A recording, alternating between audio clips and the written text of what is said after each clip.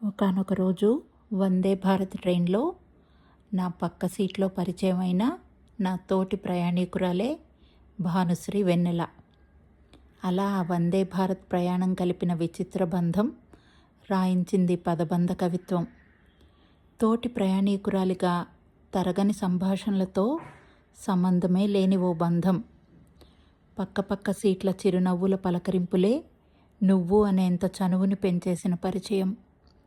ద్రాక్షారామ భీమేశ్వర దర్శనం, త్వరలోనే శ్రీమతిని చేసి తీరుతుందంటూ చెప్పేశాను జోస్యం. మరుగు లేకుండా సాగిన ముచ్చట్లతో ఏదో వెలితి తీరిపోయి మనసులు తేలికైన ఒక భావం. కాసేపట్లో ఇంక విడిపోతామనగా ఎన్నెన్నేళ్ల పరిచయమో అన్నట్టు గుండెల్లో ఒకంత భారం. అనుబంధాలు ఏర్పడ్డానికి 5 గంటల సమయమే చాలనిపించిన రైలు ప్రయాణం. పుట్టినరోజు శుభాకాంక్షలు భాను.